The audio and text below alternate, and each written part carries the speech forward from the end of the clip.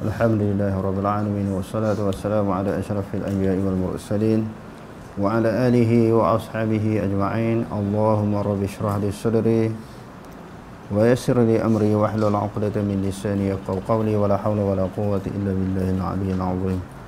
Allahumma la sahla illa ma ja'altahu sahla wa anta taj'alul husna in syi'ta sahla. Rabbi yassir wa la tu'assir wa atmim bil khair amma ba'd. Sila. Bilangan malaikat. Malaikat mempunyai bilangan yang ramai. Tidak ada yang mengetahuinya dalam arti kata yang sebenar selain daripada Allah Subhanahu Wa Taala sahaja. Jadi jumlah bilangan ataupun jumlah malaikat ini ramai, sehingga Nabi SAW sendiri pun tak tahu berapa bilangan dia, kecuali hanya diketahui oleh Allah Subhanahu Wa Taala. Kerana malaikat ini dia berada di alam ghaib.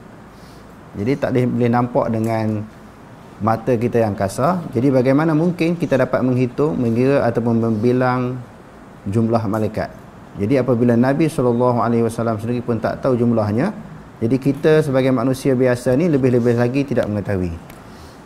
Hanya Allah Subhanahu Wa Taala sajalah yang mengetahui berapa jumlah mereka yang sebenar. Kerana Allah Subhanahu Wa Taala lah yang mencipta dan menjadikan mereka. Okey, terus.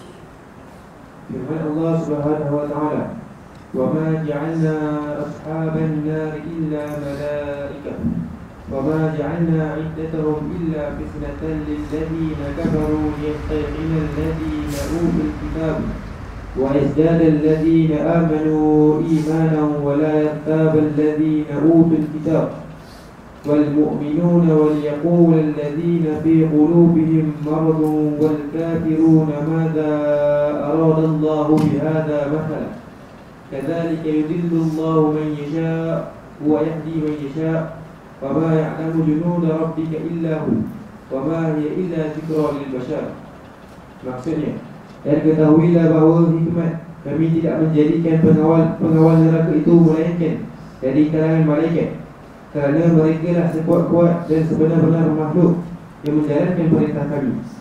Dan hikmat kami tidak menerangkan bilangan mereka melainkan dengan satu bilangan yang menyebabkan kesesatan dan kesengkaraan orang-orang kafir itu, supaya orang-orang yang diberi kitab Yahudi dan Nasrani boleh percaya dengan yakin akan kebenaran Al-Quran, dan supaya orang-orang yang beriman bertambah imannya, dan juga supaya orang-orang yang diberi kitab dan orang-orang yang beriman itu tidak ragu-ragu tentang kebenaran keterangan itu. Dan sebaliknya, supaya orang-orang munafik yang ada penyakit ragu-ragu dalam hatinya dan orang-orang kafir berkata, apakah yang dimaksudkan oleh Allah dengan menyebutkan bilangan ganjil ini? Demikianlah Allah menyesatkan sesiapa yang dikehendakinya menurut undang-undang peraturannya, dan memberi hidayah petunjuk kepada sesiapa yang dikehendakinya menurut undang-undang peraturannya. Dan tiada yang mengetahui tentera Tuhanmu melainkan Dialah sahaja. Dan ingatlah, segala yang diterangkan berkenaan dengan neraka itu tidak lain hanyalah menjadi peringatan bagi manusia. Dalam hadis riwayat Malik bin Sa'ad radhiyallahu anhu menjelaskan, malaikat Jibril berkata, "Hadzal baitul ma'mur yusalli fihi kulli yawmin 70,000 malak. Idza kharaju lam ya'udu ilaihi akhir ma 'alaihim." Maksudnya, ini adalah Baitul Ma'mur sebanyak 70,000 malaikat menunaikan solat di dalamnya. Mereka tidak kembali lagi kepadanya setelah menunaikan kewajipan mereka. Baitul Ma'mur. Baitul Ma'mur ni terletak di mana? Pernah jumpa ada hadis ni? Di manakah terletaknya Baitul Ma'mur? Baitul Ma'mur ini terletak di langit yang ketujuh. Terletak di langit yang ketujuh. Jadi hadis-hadis yang berkaitan dengan Baitul Ma'mur dan bilangan malaikat yang berada di dalam Baitul Ma'mur yang jumlahnya begitu ramai, disebut oleh Nabi SAW ketika Nabi SAW turun daripada peristiwa Isra' dan Mi'raj. Apa makna Isra'? Isra' maknanya berjalan di waktu malam. Allah Subhanahu Wa Taala memperjalankan Nabi SAW. daripada Masjidil Haram ke Baitul Maqdis. Sebab apa Allah disebut dalam Al-Quran, Allah Ta'ala memperjalankan. Kalau Nabi pergi sendiri, mana mungkin daripada Masjidil Haram ni sampai ke Palestin pada suatu malam. Dia tak terhenti sampai ke Baitul Maqdis sahaja, sampai ke langit yang ketujuh. Subhanalladzi asra bi'abdihi laylan minal masjidil haram ilal masjidil aqsa alladzi barakna hawlahu linuriyahu min ayatina innahu huwas samiul basir. Maha suci Allah yang memperjalankan hamba-Nya. Allah Subhanahu wa ta'ala memulakan ayat ini dengan subhana. Apa maksud subhana? Usabbihu subhana, maha suci Allah. Apa maksud maha suci? Maknanya Allah Ta'ala suci daripada segala sifat kekurangan, segala sifat kelemahan. Sifat-sifat yang lemah, yang kurang tu semua tak layak bagi Allah Ta'ala. Bila disebut tentang sifat Allah, semuanya kamalat, semuanya sempurna. Sebahagian daripada sifat Allah yang termaktub di dalam Asmaul Husna.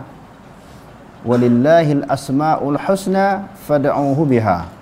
Bagi Allah Ta'ala itu nama-nama yang indah, dan apabila kamu berdoa hendaklah disertakan dengan nama-nama Allah. Jadi Allah Ta'ala sebut subhana di sini, maha suci Allah daripada bersifat dengan segala sifat kekurangan. Jadi bila Allah mengatakan dia sendiri memperjalankan Nabi daripada Masjidil Haram ke Masjidil Aqsa, jadi apa masalahnya? Kalau kata Nabi sendiri pergi berjalan, ada ruang, ada hujah bagi orang kafir nak menolak hadis tentang Isra' dan Mi'raj. Mana boleh Nabi ni pergi ke Palestin, lepas tu pula naik pula ke langit sampai langit yang ketujuh. Jadi di situ ada ruang untuk manusia mempertikaikan. Sebab manusia ni bila tak setuju dengan akal fikiran dia, dia akan tolak. Jadi sebab itu masalah keimanan, keyakinan, walaupun tak sesuai dengan akal kita, tetapi apabila dia diberitahu oleh Allah, bila disebut oleh Allah, Allah Subhanahu wa ta'ala tidak akan berdusta. Sebab itu apabila kita baca Quran, biasanya orang sebut apa dia? Sadaqallahul azim. Benarlah kata-kata Allah yang maha agung. Dan begitu juga apa yang disampaikan oleh Nabi SAW adalah benar. Jadi bila sampai ke Baitul Maqdis, lepas tu pula di-mi'rajkan. Allah Subhanahu wa ta'ala ni melalui malaikat Jibril bawa Nabi sampai ke langit pertama, bermula daripada langit pertama sampai langit yang ketujuh. Setiap sampai pintu langit, malaikat yang jaga pintu langit pertama tanya, siapa ni? Malaikat Jibril kata, aku bersama dengan Muhammad, dia diutuskan oleh Allah Subhanahu wa ta'ala. Cepat-cepat malaikat yang jaga langit pertama buka, menghormati Nabi, malu kepada Nabi SAW. Sebelum diutuskan Nabi, pintu langit terbuka. Sebab tu syaitan jin duk ambil maklumat tu. Dia ambil maklumat daripada berita-berita langit, dia bagi tahu kepada ahli nujum. Tu yang ahli nujum, tukang telik tengok orang kan, tengok tangan orang tu. Mati sekian hari bulan, dia kena musibah, apa yang berlaku pada diri dia. Sebab dia bukan tahu perkara yang baik, dia curi maklumat daripada langit. Jadi bila diutuskan Nabi Muhammad SAW, lalu Nabi kata ditutup pintu langit. Jadi setiap pintu langit itu nak masuk, batu malaikat Jibril minta izin, tanya, lalu dibuka. Ringkas ceritanya, kalau kita baca dalam hadis-hadis Isra' dan Mi'raj, sampailah langit yang ketujuh. Langit yang ketujuh, di atas langit yang ketujuh itulah ada suatu tempat yang dikenali dengan Baitul Ma'mur. Baitul Ma'mur ni dia macam masjid lah. Kalau kita kata di bawah, di bumi ni macam satu tempat orang beribadah kepada Allah. Satu hari keluar daripada Baitul Ma'mur itu 70,000 malaikat. Hari-hari keluar. Bila dia keluar, dia tak masuk dah. Cuba bayang, daripada dulu sehingga sekarang, ada banyak mana dalam Baitul Ma'mur sahaja. Bukan kita kata yang berada di bumi, yang jaga lautan, jaga manusia. apa dia yang soal jawab munkar nakir dalam kubur, tak campur yang tu. Hak di Baitul Ma'mur saja jumlah dia begitu ramai. Ini disebut oleh Nabi SAW. Dia sendiri nampak bagaimana malaikat itu beribadah kepada Allah Subhanahu Wa Taala, diizinkan oleh Allah, dianugerah satu kemuliaan, keistimewaan, boleh nampak. Nabi tengok. Sebab itu, sebab apa berlakunya Isra' Mi'raj?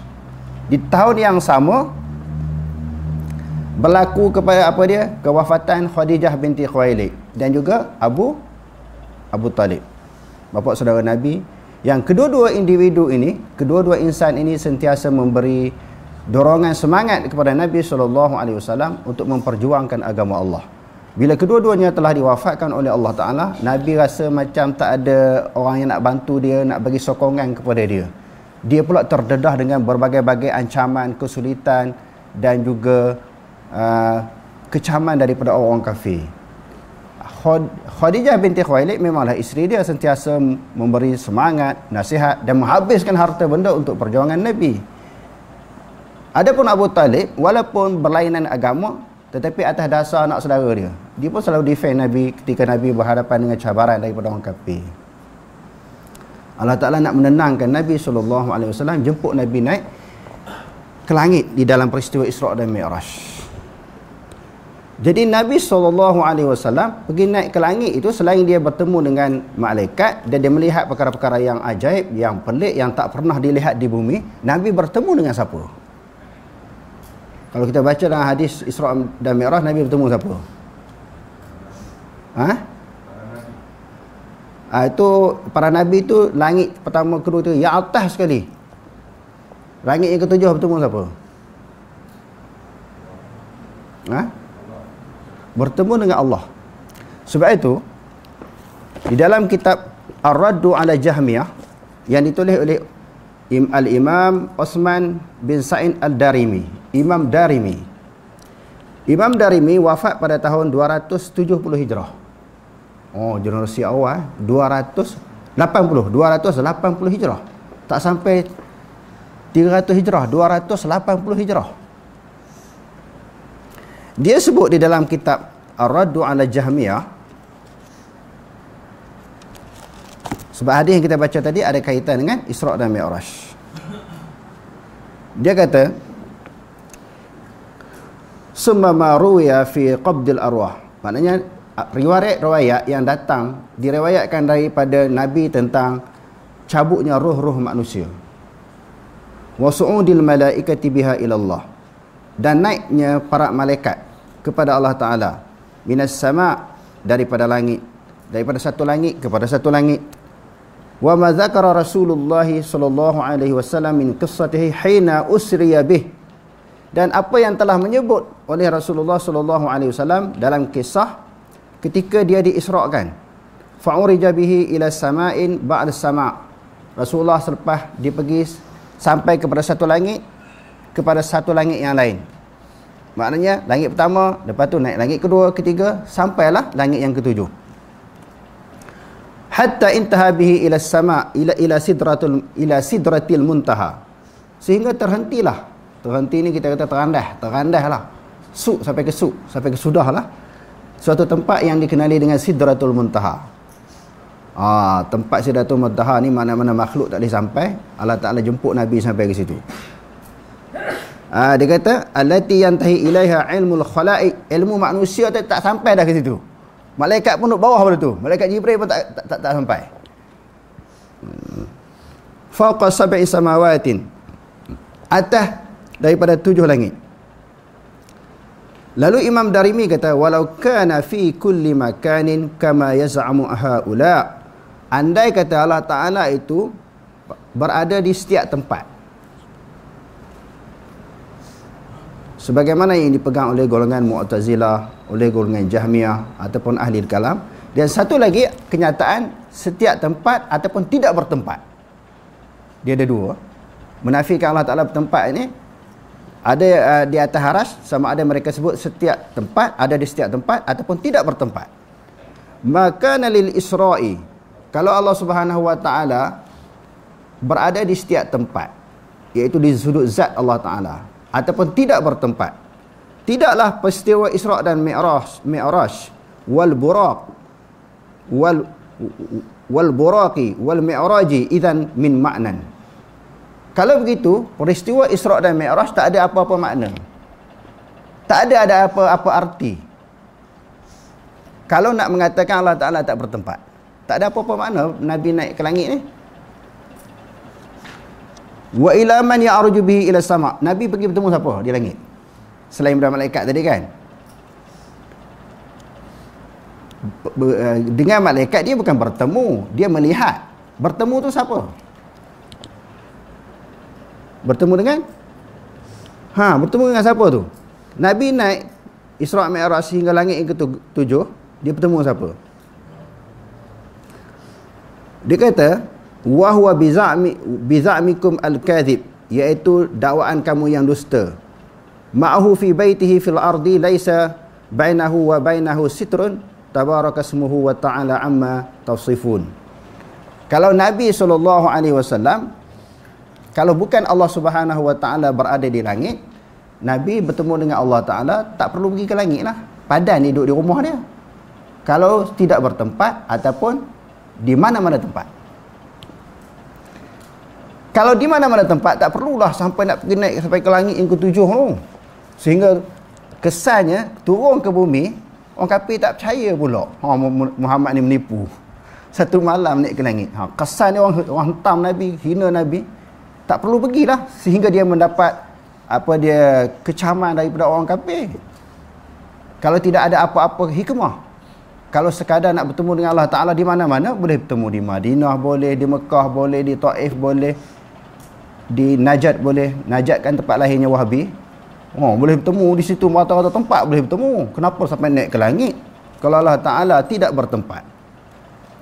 Hujah ini siapa yang ambil ni? Siapa yang pegang hujah ini? Imam Darimi, berdasarkan kepada dalil hadis Isra' Mi'raj. Hadis Isra' Mi'raj itu di antara dalil yang kuat mengatakan Allah Ta'ala di langit. Kalau hadis Jariyah tu mereka takwil macam-macam kan. Hadis ahad lah, ada yang tak sahih. Mereka menganggap hadis itu tidak sahih. Tetapi hadis Isra' Mi'raj, berani tak ahli kalam tolak? Dia berani tak kata hadis ini hadis ahad? Berani tak kata hadis ini dhaif? Tak ada seorang pun ahli kalam kata berani kata dhaif. Tetapi cuma mereka takwil. Mereka kata sahih, tapi mereka takwil. Tapi kalau kita dengar ceramah-ceramah mereka sebut juga Nabi naik langit yang ke-7 bertemu dengan Allah. Lepas tu dia ulas pula. Tuan-tuan yang kata Allah Ta'ala di langit. Sedangkan tadi dia cerita Nabi bertemu Allah Ta'ala di langit. Begitu juga disebut oleh Imam Zahabi di dalam kitab Al-Arshu, jilid yang kedua. Kitab ni pun dah kita baca, tapi saya ulang balik. Kalau orang politik pun kan, dia nak mengukuhkan dakwaan dia, hujah dia, pandangan dia supaya orang terima, dia kata saya ulang. Dia ulang banyak kali kan. Akhirnya tak betul pun. Kadang-kadang orang percaya juga, sebab dia kata, setiap kali dia ceramah dia kata saya ulang. Jadi saya pun mengambil pendekatan yang sama. Sebab tu kita orang politik ni kita boleh belajar juga cara mereka merayu undi, cara mereka berceramah, cara mereka berkempen nak supaya orang sokong mereka.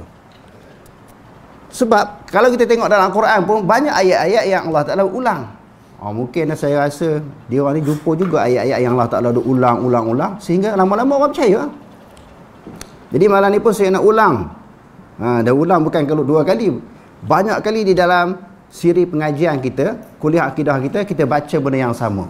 Sebab kita mengambil pendekatan ulang. Bila ulang beberapa kali, dia akan sangkut juga. Macam orang mancing bubuh mata kail banyak kan. Bubuh 20 mata kail. Takkan tak kena seekor. Jadi hak ramai-ramai yang tengok live ni, takkanlah tak sangkut seorang tu. Akhirnya mereka kata, dia ustaz ni cerita fakta, dalil, hujah, bukan dia ambil daripada otak dia. Semua hujah berdasarkan kepada fakta. Jadi kita nak ulang sekali lagi. Okey, tadi kita baca kenyataan Imam Darimi. Yang kedua, Imam Zahabi di dalam kitab Al-Arshu, dia kata fahadha al-hadithu, yakni hadis yang berkaitan dengan Isra' dan Mi'raj. Fahadha al-hadithu aidan dalun ala annahu subhanahu wa ta'ala fawqa as-samawati. Dia kata hadis ini juga adalah menjadi dalil bahawa Allah Subhanahu wa taala berada di atas langit. Wa fawqa jami'il makhluqati, dan atas daripada seluruh makhluk. Laula zalika lakana mi'rajun nabi sallallahu alaihi wasallam ila fawqa as-sama'is sabi'ati ila sidratil muntaha. Kalau bukanlah Allah Subhanahu wa taala berada di atas daripada langit, tidaklah Isra' Nabi sallallahu alaihi wasallam sampai kepada sidratil muntaha wa dunul jabbari minhu wa tadlihi subhanahu wa ta'ala bila kaifin. Tidaklah Nabi itu hampir dengan Allah tanpa kafiat. Tidaklah Nabi itu hampir dengan Allah Ta'ala tanpa kafiat. Hatta kana min Nabi sallallahu alaihi wasallam qama qausaini au adna. Sejarah ini khilaf ulama, ada yang kata jarak Nabi dengan malaikat Jibril. Satu tafsiran. Tafsir yang kedua, jarak Nabi dengan Allah Subhanahu wa taala. Dua busar panah ataupun lebih dekat. Wa annahu ra'ahu tilkal lailah, bahwasanya Nabi sallallahu alaihi wasallam melihatnya pada malam tersebut. Anna Jibril ala bihi, bahawasanya malaikat Jibril meninggi dengan Nabi sallallahu alaihi wasallam hatta ata bihi ila Allah taala, sehingga datang malaikat Jibril kepada Allah Subhanahu wa taala. Malaikat Jibril bawa Nabi bertemu dengan Allah Subhanahu wa taala. Kalau bukan Allah Subhanahu wa taala berada di atas daripada langit, wa hadhil muqtadayatu kulluha allati afadatuna annahu fawqa as-samawati batilatun la tufidu syai'a. Dia kata peristiwa Isra' Mi'raj ni tipu. Sebab apa? Sebab Nabi pergi bertemu siapa? Kalau bukan Allah Subhanahu wa taala berada di atas daripada langit, peristiwa Isra' dan Mi'raj ini Imam Zahabi kata tak betul, ya, tipu. Jadi peristiwa Isra' dan Mi'raj ni tipu ke betul? Betul tak peristiwa Isra' dan Mi'raj ni? Betul? Kalau betul, memang betul lah Nabi SAW bertemu dengan Allah di langit. Langit yang ketujuh. Atas daripada langit itu yang ketujuh ada arash. Allah Subhanahu wa taala di atas daripada arash. Okey, sambung. Dalam hadis riwayat Abdullah menjelaskan Rasulullah sallallahu alaihi wasallam bersabda, "Yu'ta bi jahannam yawma idzin la 70,000 zimamin wa 'ala kulli zimamin 70,000 malakin yajrunaha." Maksudnya, pada hari itu neraka Jahannam dibawa dan padanya terdapat 70,000 tali. Setiap tali ditarik oleh 70,000 malaikat. Tengok, dan neraka Jahannam ada tali. Kalau kita tengok dalam Al-Quran dan juga dalam hadis Nabi SAW, berbagai-bagai bentuk sesaan kepada penghuni neraka ataupun ahli neraka. Ada yang diikat. Dia kata di sini ada 70,000 tali. Satu tali dipegang oleh 70,000 malaikat. Banyak mana dah. Kalau campur hak dalam tadi, kita dalam Baitul Ma'mur. Jadi memang ketika kita tengok berdasarkan kepada Quran dan hadis, kita tak boleh nak kesan berapa jumlah malaikat yang begitu ramai. Hanya diketahui oleh Allah Subhanahu wa taala. Okey, terus. Ini bermakna malaikat yang menarik neraka Jahannam pada hari kiamat kelak ialah berjumlah 4.9 bilion orang. Jika diperhatikan kepada malaikat yang berkaitan dengan kehidupan manusia, jumlahnya juga banyak. Ada malaikat yang menjaga sperma manusia, ada yang menulis segala amalan manusia, ada yang menjaga manusia, dan ada juga yang membimbing manusia. Okey, terus. Kematian malaikat. Okey, malaikat ni dia mati ke tak mati? Malaikat juga mati sebab dia hidup kan. Kullu nafsin dha'iqatul maut. Setiap yang bernyawa, setiap yang hidup, dia akan merasai kematian. Bila merasai kematian, tidak terkecuali sama ada makhluk yang dikenali sebagai manusia, jin boleh mati, malaikat pun juga boleh mati, kerana dia adalah merupakan makhluk Allah. Okey, terus. Berdasarkan akidah Ahlussunnah wal Jamaah, Allah Subhanahu wa taala telah menentukan segala makhluk yang akan binasa, dan dia sajalah yang kekal abadi. Dengan itu bermakna malaikat juga akan menghadapi kematian. Allah Subhanahu wa taala Maha berkuasa mematikan mereka. Perkara ini hanya tidak dipersetujui oleh beberapa golongan seperti ahli-ahli falsafah, pengikut Aristotle, dan orang-orang yang seumpama dengan mereka, dan segelintir orang-orang yang menisbahkan diri mereka kepada Islam. Golongan ini menganggap malaikat adalah akal dan jiwa dan mereka tidak mungkin akan mati. Menurut Syekhul Islam Ibn Taymiyah, semua makhluk Allah Subhanahu Wa Taala akan mati termasuk malaikat. Orang Islam, Yahudi dan juga Nasrani telah bersepakat tentang perkara tersebut. Allah Subhanahu Wa Taala berkuasa melakukan demikian. Allah Subhanahu Wa Taala berkuasa mematikan malaikat sebagaimana Dia berkuasa mematikan manusia. Firman Allah Subhanahu Wa Taala, وهو الذي يبدأ الخلق ثم يعيده وهو أهون عليه وله المثل الأعلى في السماوات والأرض وهو العزيز الحكيم. Maksudnya, dan dialah yang memulakan kejadian makhluk, kemudian Dia mengembalikannya hidup semula sesudah mereka mati. Sedang pelaksanaan yang demikian amatlah mudah baginya, dan baginya lah dua sifat yang tertinggi di langit dan di bumi. Dan Dialah dua yang maha kuasa lagi maha bijaksana. Ketika memulai firman Allah Subhanahu Wa Taala, wa nufikha fis suri fasa'iqa man fis samawati wa man fil ardh illa ma syaa Allah thumma nufikha fihi ukhra fa idza hum qiyamun yanzurun. Maksudnya, dan sudah tentu akan ditiup sangkakala, maka pada waktu itu matilah makhluk-makhluk yang ada di langit dan yang ada di bumi, kecuali sesiapa yang dikehendaki Allah kemudian matinya, kemudian ditiup sangkakala sekali lagi, maka dengan serta merta mereka bangun berdiri menunggu kesudahan masing-masing. Jadi apakah yang dimaksudkan dengan tiupan sangkakala? Maknanya satu tiupan, kita kata macam apa dia? Kalau kita kata sangkakala ni macam trompet. Para ulama khilaf tentang berapa kali berlaku tiupan tersebut. Sebagian ulama kata 3. Pendapat yang sahih kata 2. Kerana berdasarkan kepada hadis. Tiupan kali pertama, setiap yang menyawa ni semua mati semua. Ada yang mati sebelum itu ditarik nyawa oleh malaikat. Jadi ada yang tak mati lagi, yang tinggal sakit baki lagi, yang tu Allah Subhanahu Wa Taala perintahkan malaikat Israfil tiup sangkakala dan mati semuanya bernyawa. Selepas daripada tu kita tak tahu jarak berapa masa. Berapa hari, berapa bulan, berapa tahun kita tak tahu. Tiupan kedua. Cuma disebut dalam hadis je sekadar tu je.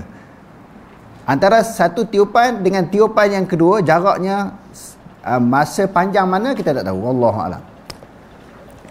Cuma bila berlaku tiupan yang kedua, hidup semula. Manusia yang mati ni semua hidup. Masa itulah berlakunya kiamat. Okey, terus. Imam At-Tabari menjelaskan, malaikat adalah penduduk langit. Ayat di atas juga mengakui mereka. Mereka juga akan merasai kematian sebagaimana yang dirasai oleh manusia dan jin. Syekh Abdul Qadir Al-Baghdadi rahimahullah menjelaskan, sebab apa dia sebut bila mati ni merasai, dia tak kata mati sahaja. Istilah-istilah dalam Quran, dalam hadis ni dia ada maksud dia, ada pengertian yang tersendiri. Contohnya ayat Quran kata apa? Kullu nafsin dha'iqatul maut. Setiap yang bernyawa, setiap manusia bernyawa, setiap diri dia akan merasai kematian. Kerana di sana mati itu memang rasa. Apa rasa mati? Rasa mati ni sakit. Sebab itu disebut di dalam hadis, Nabi ajar kita sentiasa berdoa kepada Allah, Allahumma hawin alaina fis sakaratil maut. Ya Allah, permudahkanlah kepada kami ketika kami berhadapan dengan gelombang. Ombak, gelombang ni macam kita kata air, ombak besar, gelombang besar kan. Mati itu dianggap satu ombak, satu gelombang yang sangat besar. Suatu keadaan yang menakutkan, mengerikan manusia. Dalam banyak-banyak keadaan manusia takut, iaitu takut bila berhadapan dengan kematian. Orang baik tak orang baik kah? Sama je, dia rasa takut. Oleh kerana mati itu dianggap sebagai satu gelombang, satu ancaman, satu perkara yang besar yang menyakitkan, jadi Nabi sendiri pun berdoa kepada Allah. Nabi ni kekasih Allah, sepatutnya tak payah takut nak berhadapan dengan kematian ni. Dekat-dekat nak mati disebut di dalam hadis yang diriwayatkan oleh Imam Bukhari, Nabi pengsan, lepas tu sedar balik, pengsan, sedar balik. Dekat dengan Nabi, berhampiran dengan kepala Nabi tu ada air dan ada satu kain. Bila nak lemah, pitam, Nabi jelung kepala dia. Itu segar balik, lepas tu pitam balik, sakit nak mati. Seminggu sebelum Nabi wafat. Patutnya Nabi mati dalam keadaan tidak merasai sebarang kesakitan, sebab dia ni kekasih Allah.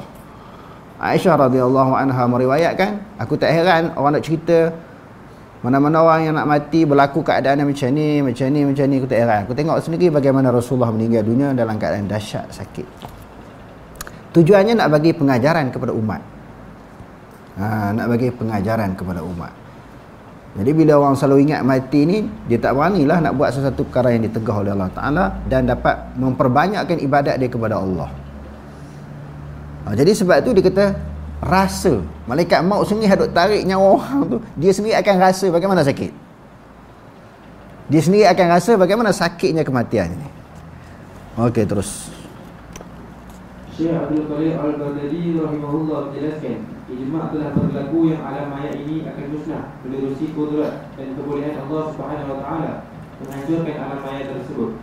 Ulama berpendapat syurga kekal sebagaimana neraka kekal dan juga azabnya kekal dari segi syarak. Menurut Imam Ibn Katsir, tiupan sangkakala kali kedua merupakan tiupan yang menggegarkan seluruh alam. Ia merupakan tiupan yang mematikan segala penduduk langit dan juga bumi, kecuali yang dikecualikan oleh Allah Subhanahu wa taala sahaja. Sebagaimana yang terdapat dalam hadis berkaitan tiupan trompet sangkakala yang mematikan kesemua manusia. Setelah itu Allah Subhanahu wa taala memegang roh-roh yang bagi sehingga yang akhir sekali mati ialah malaikat maut. Yang kekal hanya Allah Subhanahu wa taala, Tuhan yang Maha Esa lagi Maha Perkasa. Wallahu a'lam. Aqulu qawli hadza wa astaghfirullah al-azim li wa lakum. Wassalamu alaikum warahmatullahi taala wabarakatuh.